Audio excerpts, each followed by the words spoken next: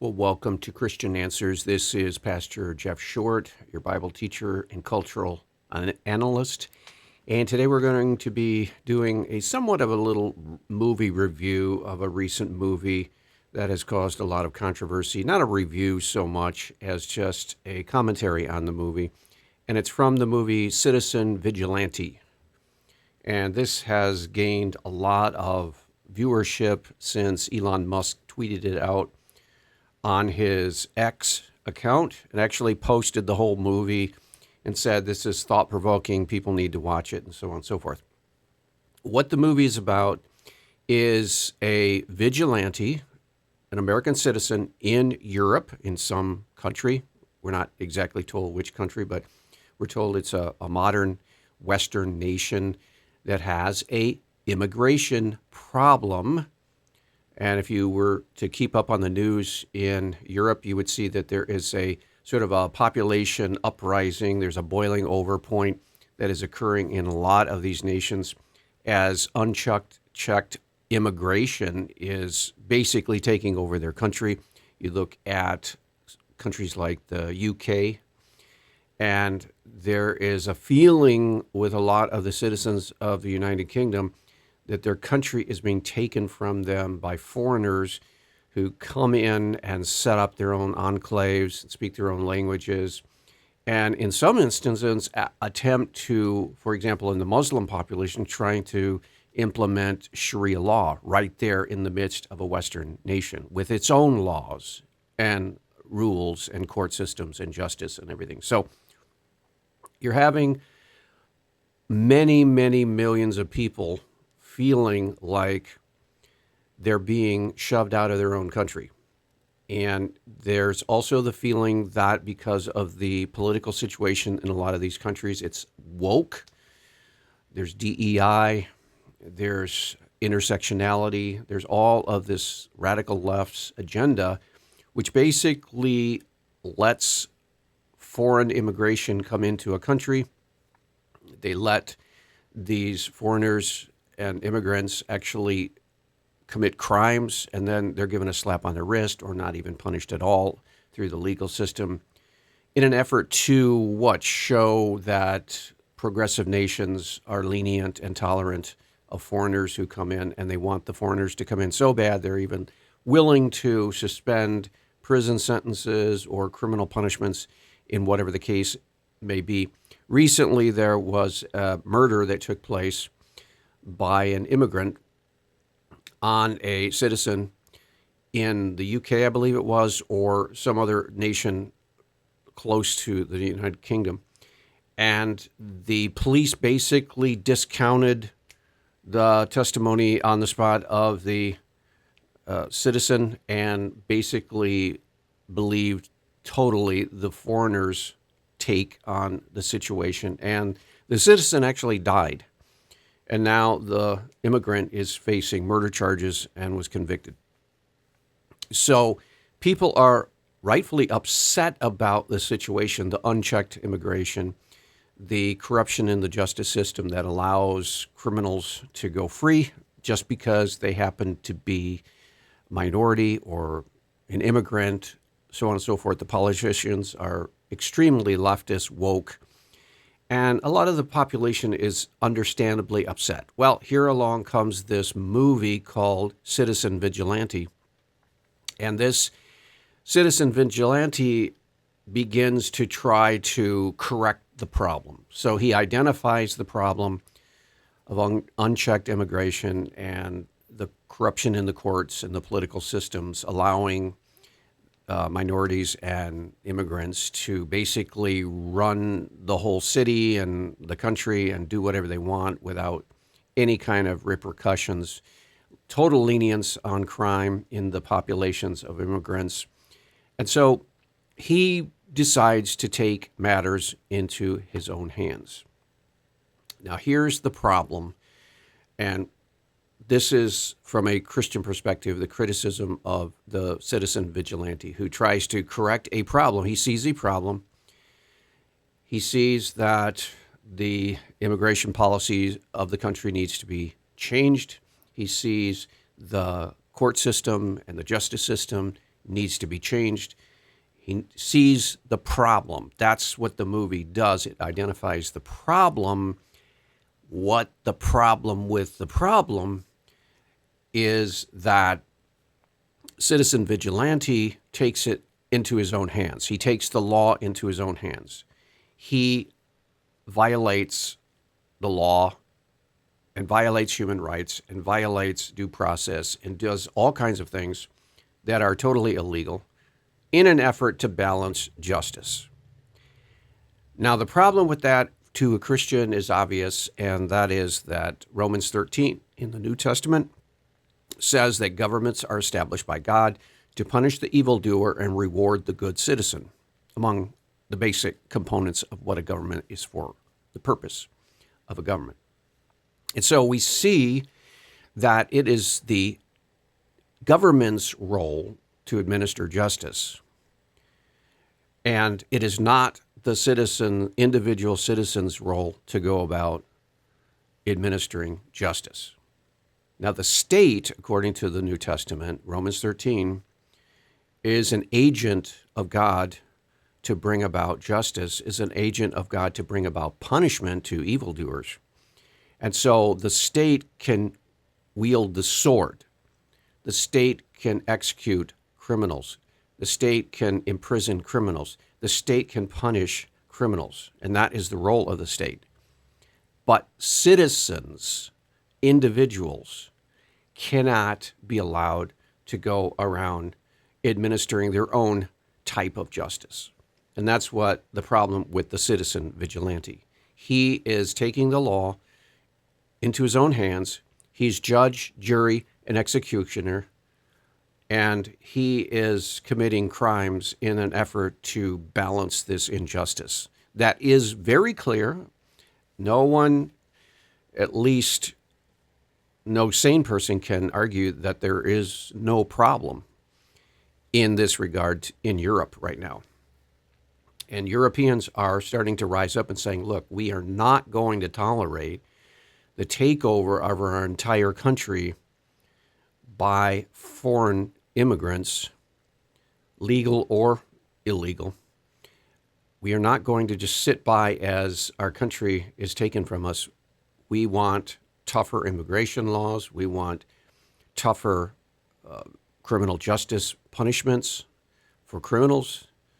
If a criminal commits a murder and he's a minority or he's an immigrant, he needs to pay the price that society puts out.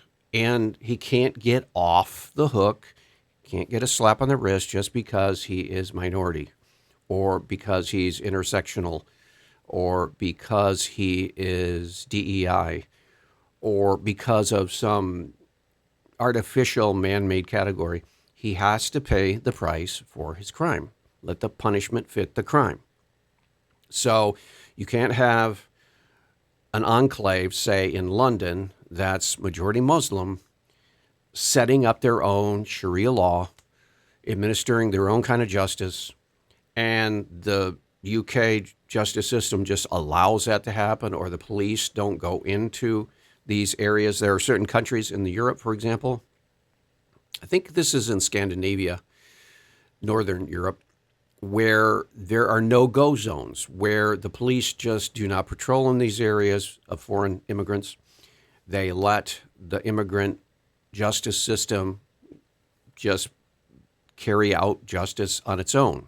So you have an enclave of Muslims. They have their own Sharia law. They administer their own justice. And in certain number of countries, the police just don't go into certain areas. And this cannot stand. You cannot have a country where you have certain areas of the city that the regular government official police cannot go into because they are letting some minority group administer its own justice. That is illegitimate. And so citizens of these nations are rightly upset about it. But the solution from a Christian biblical standpoint is not vigilante citizens who go around righting wrongs by killing people. Now, this citizen vigilante, he goes around killing people. Killing people who are guilty, yes. For example, the predominant story of the movie was a citizen, a young woman of a country who was brutally raped by an immigrant young man. And he was let off the hook. There were essentially no negative consequences for his actions. He was able to rape this young woman, stood before the justice system, and the justice system totally collapsed and let him walk free. Even though he administered suffering and pain on this young girl. So justice was clearly not carried out by the state, which is Romans 13. They're supposed to punish the evildoer, punish the wrongdoer, punish the criminal. And in this case, it was an immigrant young man, Muslim, from a Muslim country. And his family is Muslim. So he got away with crime because woke politicians and radical left felt it was important that they show solidarity to the Muslim population or show how tolerant they are of outsiders or foreigners or whatever their reasons. They dropped the ball. So the government did not administer the justice that it had the obligation to administer, according to Romans 13, to punish the evildoer. So citizen vigilante comes into the picture, and his vision, his mission is to right all these wrongs. And so he gathers himself all kinds of weapons and firearms and ammunition, and he's going to violently go about punishing the evildoers because the government is corrupt and didn't do it in the first place. And so in the case of this rape, there was a young man. He, and along with some of his other immigrant Muslim friends, got together and raped this young woman who was, I think, from the basic population of this country, was not an immigrant. And so she was raped by, I think it was 4 or 5 of these Muslim young men. And they all got off totally scot-free. And so the citizen vigilante goes about, he breaks in, he knocks on the door, the father opens it, of the Muslim family. He has a gun, he has them all line up on the couch.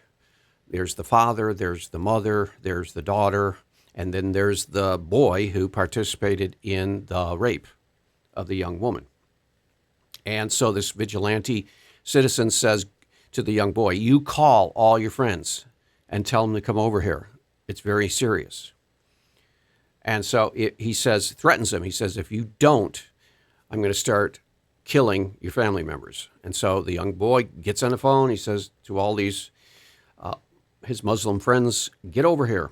And so all these young men who were participating in this rape, they didn't know it, but they were going into this trap. So they all come over to the apartment, and they come in, and he basically, one by one, executes all the boys. And then he turns to the father, and he kills the father, the mother, and then the sister of the boy who raped. Now, why did he kill the sister? Well, in the vigilante citizen's mind, she's guilty also because she tried to justify her brother's rape of this young woman. And what she did was she got on social media, this Muslim sister, and said that The girl was dressed in a provocative manner, wearing a miniskirt and all kinds of sexually suggestive clothing, and that is wrong. And so she got what she deserved, or she got what she had coming. That's what the sister posted on her, I think it was Facebook or Twitter account. And so the citizen vigilante says, so you think it's okay for someone to get raped because they wear suggestive clothing? And she said, no, I'll take it down. I won't do that anymore. I'm sorry. And so but he didn't listen. He still killed the Muslim sister. So he basically kills and executes the entire Muslim family of this one boy, and then he kills all the other boys that were part of this rape. So in his mind, that's bringing about justice. Again, the problem is you can't have citizens running around judge, jury, and executioner. That is the role of government. That's Romans 13. So as Christians who look at the situation in Europe and even here in the United States for some extent, we see this sort of tension here in respect to the activity of immigration and customs enforcement. You have these radical leftists protesting against, quote, ICE, and saying that they're not allowed to arrest foreigners, they're not allowed to arrest illegal immigrants, that they have the same rights as citizens, even though they're not citizens, and all kinds of things. And then they even fight the officers who are enforcing the drug laws. They even fight for the criminal and fight for their rights to get out of jail or to be set free and walk free. It's just crazy. We have people in our country who are basically bringing about the self-destruction of our own nation. So we have this kind of a situation here where politicians are playing woke politics and liberals are doing radical agendas that basically justify crime in minority and immigrant populations. So we have that here in the United States, and you could see that there is some truth to the criticism. There's a lot of truth to the criticism that our immigration policy needs to be reformed, our justice system needs to be reformed.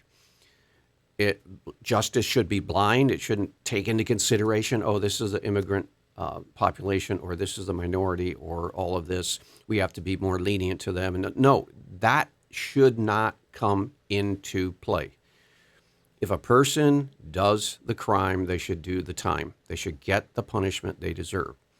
And so when you don't give people the punishment they deserve, and you let them out, or you give them a slap on the wrist, that's when these citizen vigilantes rise up.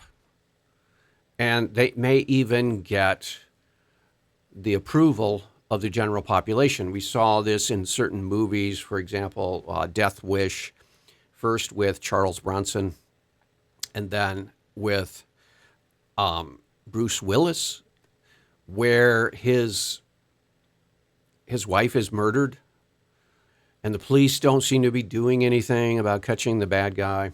And so he takes it upon himself to go out and hunt down the bad guy and kill him, which he does. The whole movie shows that.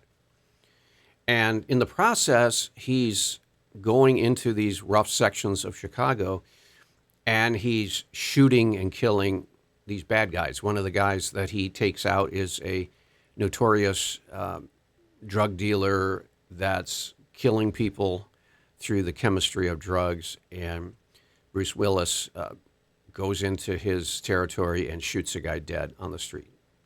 And so what's happened in the media in this movie is that it shows that the population of Chicago actually is rooting for Bruce Willis and his vigilante justice.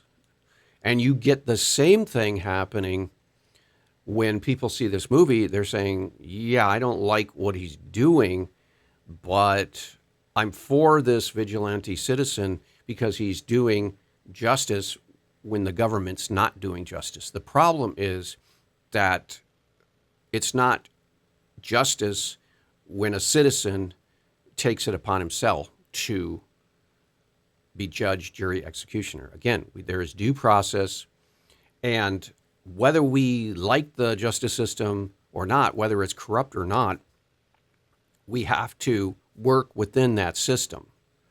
We cannot go off on our own and decide, okay, this person didn't have to pay for their crime, so I'm going to make them pay. And I'm going to shoot them or kill them or do whatever needs to be done. No, that is injustice itself. That is against the will of God. Romans 13. So all you have to do is just read Romans 13. It explains a core central purpose of government, and that is to punish the evildoer. And we saw this happen in the past in other countries. For example, you had the rise of the mafioso in Italy, the mafia. You had these crime bosses.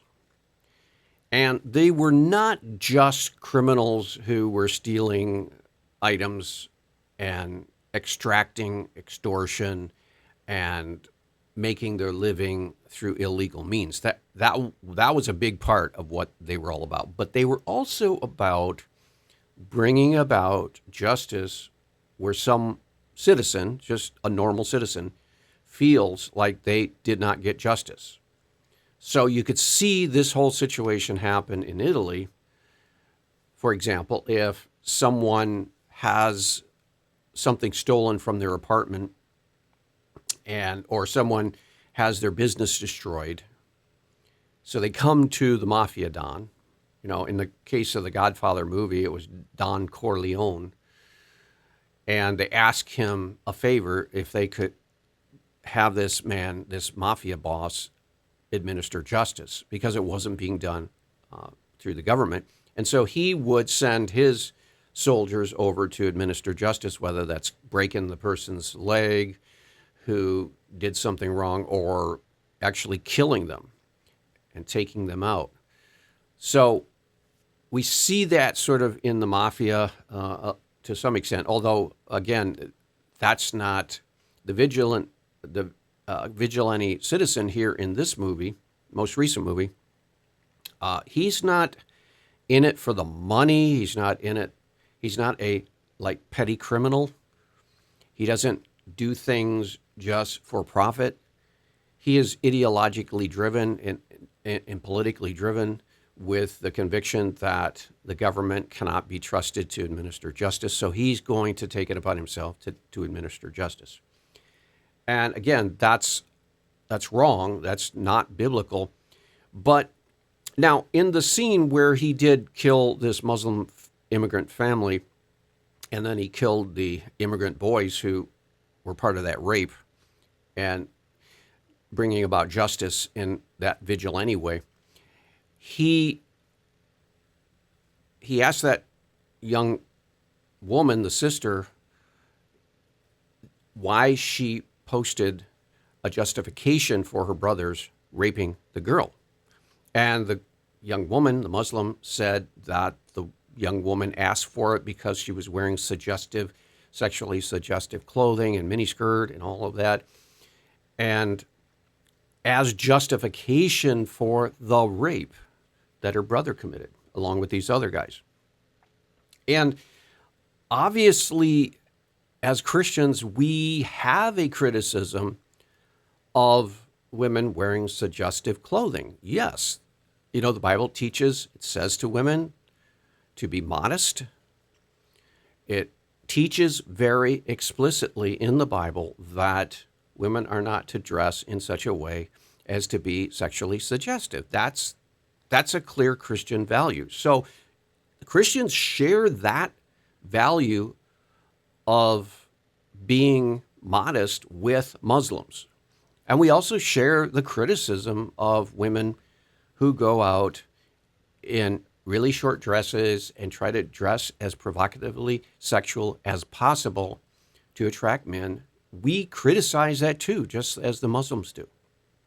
The problem is We do not justify violence against women for wearing those clothings. As inappropriate as it is, as immodest as it is, we do not justify violence against women. And that's what you get in some Muslim minds. You get a justification. And that's what happened with this young Muslim woman who was the sister of the young man who raped the girl. She justified the rape by her brother of this young woman by saying, well, the woman was dressed in a certain sexually provocative way, and so you can't blame the young man. She should have not dressed that way. She should have been modest. She should have had wisdom in the way she dressed because she provoked her attack. Now, there is some truth to the contention that if you're going to go out half naked, you're going to attract the wrong kind of men, and you actually might attract some who don't have any scruples, don't have any morals, don't have any self-control. And yeah, you're attracting all kinds of men, and you're attracting some of the worst kind also. And so, in effect, you are opening yourself up to attack. And women should know that. But again, that's not justification for the rapist or the assailant, the sexually assaulting person. That's not justification. You can't go before the judge and say, I raped that woman because of her clothing and it's her fault and so on and so forth. That argument is made in Muslim communities, and it's false. And as Christians, while we share the criticism of immodesty among women's clothing and fashions and so on and so forth, we do not share the justification for sexual violence against women based on it. And so, yeah, there is the problem with this movie is that it might encourage more citizen vigilantes to take the law into their own hands. It might encourage unhinged people or very angry people or people who are actually seeing the problem that we have in our society about unchecked immigration and this woke DEI, radical left's agenda, the George Soros DAs and George Soros people who tend to want to open borders and have no control about that. You get people, when you see this in the news all the time, getting angry and boiling over. And this kind of movie might result in people becoming citizen vigilantes. So it's dangerous in that sense. But I think the politicians should wake up and say, look, we have a basic responsibility to citizens to preserve and protect them. And we have to do our job. We cannot be playing politics and letting some people off because of the color of their skin or because of the nation of their origin, because they're newly immigrants. And we want a welcoming environment, so we have to make sure that they feel comfortable so they can get away with murder. And we'll let them off the hook and be so patient with them, but then come down hard on our own citizens and administer the law, letter of the law to them. No, if you do that, you're going to get citizen vigilantes. So it should be a message to the politicians: reform, use common sense, do your job, punish the evildoers, just like Romans 13 says, and reward the good citizens. And it should be a wake-up call for politicians on immigration and order, law and order. And if that's what happens, it'll be a good result from this movie. I hope it's not going to unleash all kinds of citizen vigilantes. That's not what we want. As Christians, we need to pray that God brings about a good result. We'll see you back next week. God bless.